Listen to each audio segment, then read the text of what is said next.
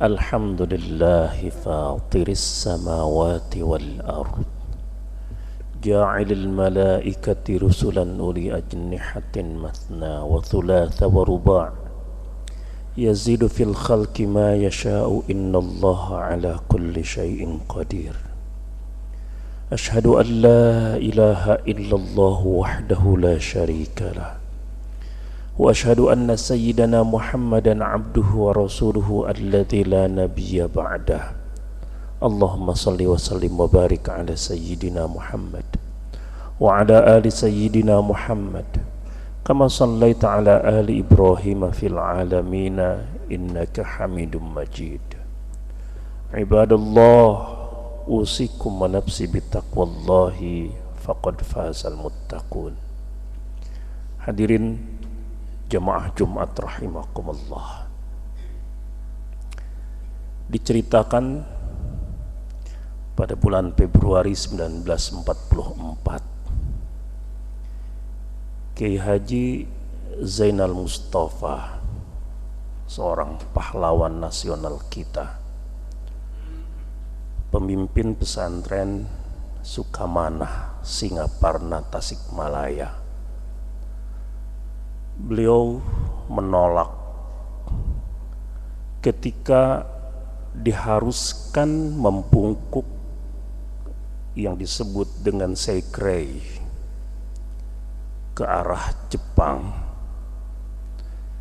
sebagai sikap yang menurutnya itu tidak layak dilakukan oleh seorang mukmin.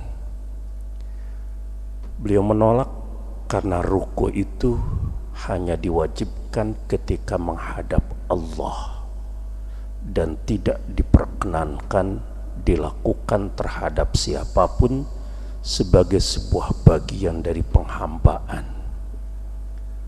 Hadirin, dari situlah pemberontakan terjadi.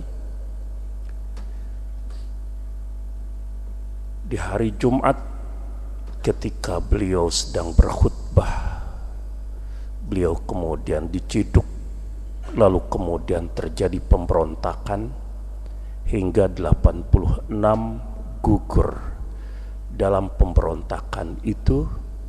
Lalu kemudian pada tahun 1944 itu juga 25 Oktober Kiai Haji Zainal Mustafa dieksekusi dan kelak dikukuhkan sebagai pahlawan nasional kita. Hadirin rahimakumullah, beliau meninggal sebagai syahid karena menolak untuk bungkuk, untuk ruku kepada selain Allah. Dan alhamdulillah 82 tahun berikutnya hari ini kita mendapatkan kemerdekaan, keleluasaan untuk beribadah kepada Allah.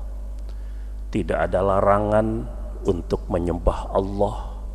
Lalu kemudian pertanyaannya, di saat-saat ketika kemerdekaan itu telah menjadi anugerah Allah bagi kita, maka di mana posisi kita ketika adzan dan iqamah subuh dikumandangkan?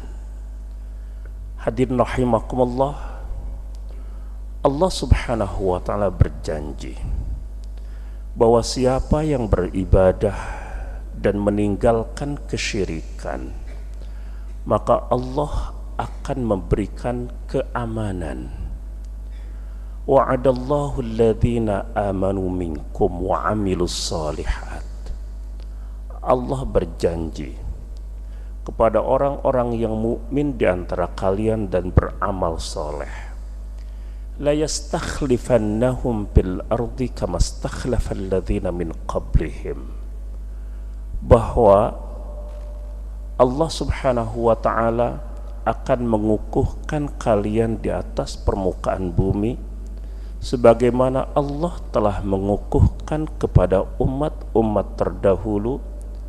Wala yubaddilannahum min ba'di khawfihim amna lalu akan menggantikan untuk mereka setelah dihantui rasa takut, rasa keamanan. Ya'budunani, mereka menyembahku, la yusyrikuna bi syai'ah, dan tidak menyekutukanku dengan sesuatu apapun. Hadirin, kita semua menyadari benar bahwa tidak mungkin Allah Subhanahu wa ta'ala tidak menepati janjinya. Keamanan itu ibarat cek yang Allah tuliskan untuk hamba-hambanya, orang-orang yang beriman dan beramal soleh. Bagaimana kita mencairkannya? Hanya satu cara yang membuat kita bisa mencairkan apa yang telah Allah tuliskan itu untuk kita adalah beribadah kepadanya. Kita tunaikan amal-amal ibadah kita tunaikan amal-amal soleh kita sebagaimana yang Allah syaratkan di dalam ayat ini, maka Allah akan berikan seketika itu pula rasa aman. Karena itu maka hadirin, kita periksa diri kita sendiri.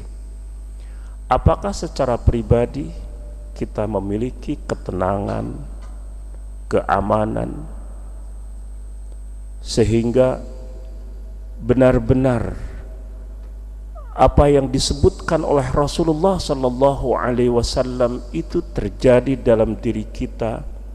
Man asbaha minkum aminan fi sirbih, mu'afan fi jasadihi, indahu qutu yaumihi, faka'annama hizat lahumud dunya bihadzafiriha. Siapa di antara kamu yang ketika di pagi harinya dia dapatkan rasa aman di tempat dia tinggal, dia dapatkan rasa sehat itu di dalam jasadnya, dia punya sesuatu yang bisa dia makan di hari itu, maka seolah-olah dia telah mendapatkan dunia dengan segala isinya.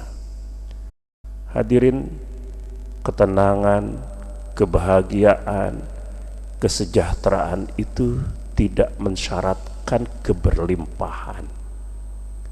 Tetapi siapa di antara kita yang terpenuhi syarat-syarat dasar dari kesejahteraan itu seperti disebutkan di dalam hadis tadi, maka sesungguhnya dia telah mendapatkan seolah-olah dunia dengan segala isinya. Tapi siapa yang akan mendapatkan itu? Ala bidzikrillahi tatma'innul qulub. Ingat, hanya dengan zikir kepada Allah, mengingat Allah, baik mengingat Allah dengan anggota tubuh kita, sholat, amal-amal soleh yang lain, ataupun zikir kepada Allah dengan lisan dan hati kita, maka ketika itulah dia akan dapatkan ketenangan dan rasa aman itu. Maka hadirin rahimakumullah, jadi kita alhamdulillah sekarang mendapatkan keamanan itu, mendapatkan kebebasan untuk beribadah dan melakukan amal-amal soleh itu. Dulu Jumat diawasi, khutbah disensor, kiai diawasi sedemikian rupa. Sekarang kebebasan itu nyata di hadapan kita. Masjid-masjid 5 kali dalam sehari semalam berkumandang adzan itu. Tinggal masalahnya, apakah benar-benar kita telah berhasil membebaskan diri kita, memerdekakan diri kita, atau justru kita telah membuat penjajahan baru untuk diri kita sendiri? Betapa banyak orang-orang yang diperbudak, tidak diperbudak oleh kekuatan asing, tidak diperdaya oleh orang lain, tetapi justru dia diperdaya, diperbudak oleh hawa nafsunya sendiri. Mudah-mudahan semua kita termasuk orang-orang yang merdeka, sebagaimana kita hari ini menyongsong ulang tahun kemerdekaan negeri kita tercinta. Hadirin rahimakumullah, 81 tahun negeri ini merdeka. Lalu merujuk pada ayat tadi, kemerdekaan berarti Allah kukuhkan kemampuan kita untuk beribadah. Maka kita introspeksi umat kita, diri kita. Penelitian 2019 menyebutkan bahwa umat Islam di negeri ini yang merupakan negeri mayoritas muslim terbesar di dunia saat ini,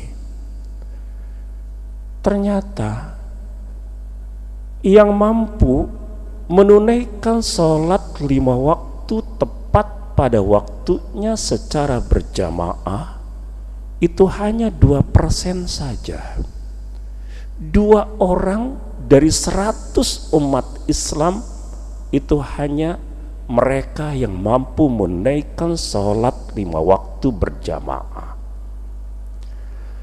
Berapa orang yang konsisten tidak pernah absen melaksanakan sholat 5 waktu, terlepas dari apakah di awal waktunya atau di tengah waktunya? Hanya 7% saja. Lalu kelompok orang bersamaan dengan itu yang jauh lebih banyak, lebih sering melaksanakan sholat 5 waktunya itu hanya di angka 36% saja. Sisanya ada yang tidak pernah sholat sama sekali, dan mereka sisanya itu adalah orang-orang yang lebih banyak tidak sholatnya daripada sholatnya. Maka hadirin rahimakumullah, pada klaster mana keberadaan kita masing-masing? Apakah kita berada di klaster yang 36% itu? Jika itu yang terjadi, maka berarti kita harus meningkatkan diri kita paling tidak ke klaster 7%. Jika kita berada di klaster 7%, mari kita tingkatkan, mudah-mudahan kita berada pada klaster 2% itu. Dalam arti kita tingkatkan kemampuan ibadah kita sebagai bukti kesyukuran atas kemerdekaan negeri kita ini. Hadirin rahimakumullah, dan ingat, penelitian itu menyebutkan bahwa kelompok yang paling rentan dengan meninggalkan ibadah sholatnya itu adalah generasi mudanya. Karena itu jangan sampai anak-anak kita termasuk dalam barisan dzurriyyatan dhi'afan, generasi yang lemah, generasi yang gampang untuk meninggalkan kewajiban sholatnya kepada Allah Subhanahu wa ta'ala. Maka jika kita berada pada klaster 2%, mari kita ajak paling tidak masing-masing dari kita itu membawa sholat subuh di masjid itu 1 orang. Bisa anaknya, bisa saudaranya, bisa istrinya, untuk menunaikan sholatnya berjamaah. Maka jika itu yang terjadi, maka insya Allah kelompok yang 2% itu akan mengalami pembesaran, dan umat ini benar-benar merangkak lebih banyak yang pandai bersyukurnya kepada Allah Subhanahu wa ta'ala. Kalau kita lihat dari kewajiban yang lain, mengeluarkan zakat, hadirin rahimakumullah, penelitian menyebutkan menunjukkan bahwa potensi zakat berdasarkan data Basnas itu dalam setahun adalah 327 triliun. Tetapi berapa realisasinya? Itu hanya 10% saja realisasinya. Itu data yang terdaftar.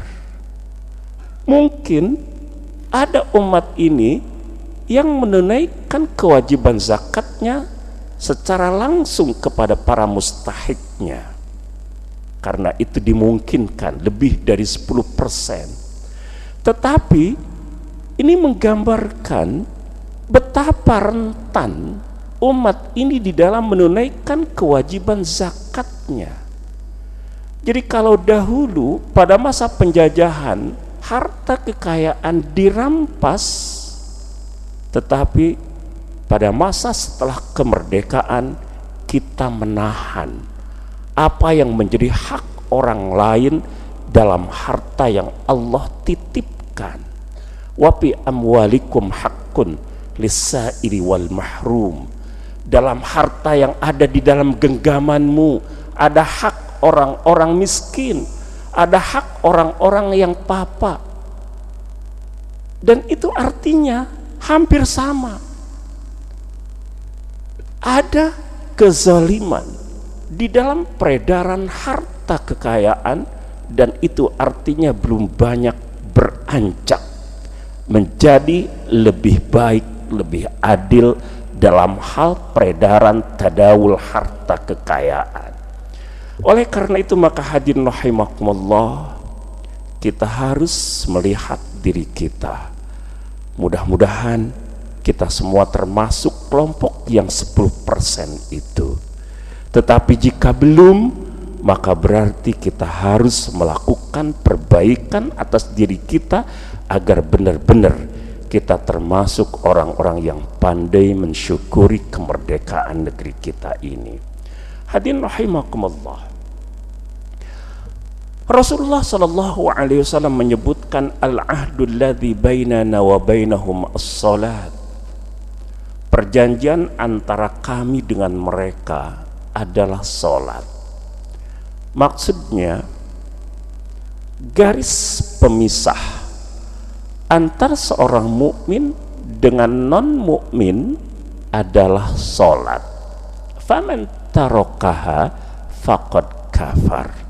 Siapa yang meninggalkannya dia telah kufur. Hadirin rahimakumullah, ayat ini atau hadis ini memilih diksi yang sangat keras, karena siapa yang meninggalkan sholat itu dia telah kufur. Para ulama berbicara panjang tentang apa yang dimaksud dengan kata kufur di dalam hadis ini, tetapi intinya siapa orang yang meninggalkan sholat karena penolakan terhadap kewajibannya, dia benar sebagai seorang yang kufur. Siapa orang yang tidak menolak kewajibannya tetapi dia malas melakukannya, dia telah melakukan perbuatan dosa besar.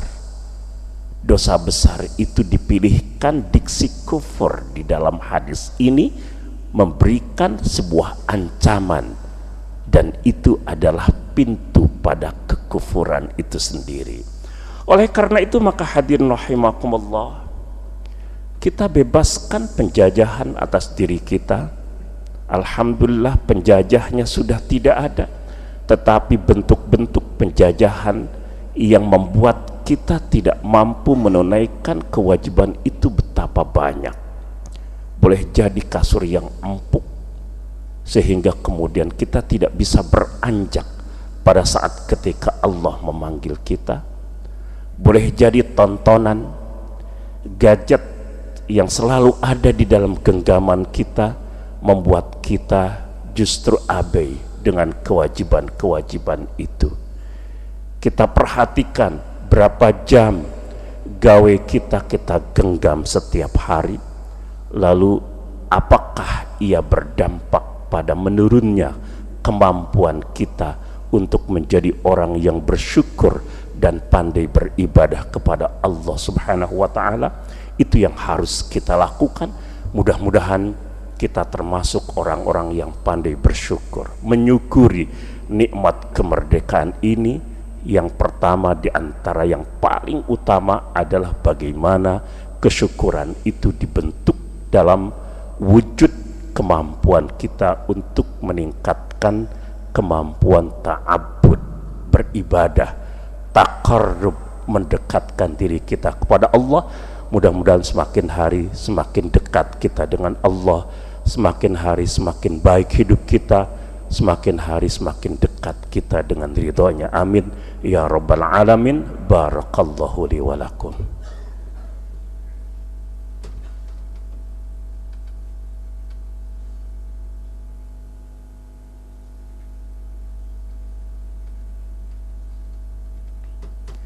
Alhamdulillah rabbil alamin, wal aqibatu lil muttaqin, wala udwana illa 'alal zalimin. Asyhadu an la ilaha illallah wahdahu la syarikalah, wa asyhadu anna sayyidana Muhammadan abduhu wa rasuluhu alladzi la nabiyya ba'dah. Allahumma salli wa sallim wa barik ala sayyidina Muhammad wa ala ali sayyidina Muhammad kama sallaita ala ali Ibrahim fil alamina innaka Hamidum Majid. Ibadallah, usikum wa nafsi bitaqwallahi faqad fazal muttaqun. Hadirin, mari kita bersama-sama mengakhiri khutbah ini dengan memanjatkan doa-doa terbaik kita kepada Allah. Mudah-mudahan Allah berkenan mengistijabah semua apa yang menjadi harapan-harapan kita. Allahumma ighfir lil mu'minina wal mu'minat wal muslimina wal muslimat al ahya'i minhum wal amwat innaka sami'un qaribun mujibud da'wat wa ya qadiyal hajat. Allahumma ighfir lana dhunubana wa liwalidina warhamhum kama rabbawna shighara. Allahumma aslih lana dinana alladhi huwa ismatu amrina wa aslih lana dunyana allati fiha ma'ashuna wa aslih lana akhiratana allati ilaiha ma'aduna waj'alillahumma al-hayata ziyadatan lana fi kulli khair waj'alil mauta rahatan lana min kulli syarr. Allahumma inna nas'aluka ilman nafi'a wa amalan salihan mutaqabbala. Rabbana atina fid dunya hasanah wa fil akhirati hasanah wa qina adzaban nar. Qumu ila salatikum yarhamukumullah.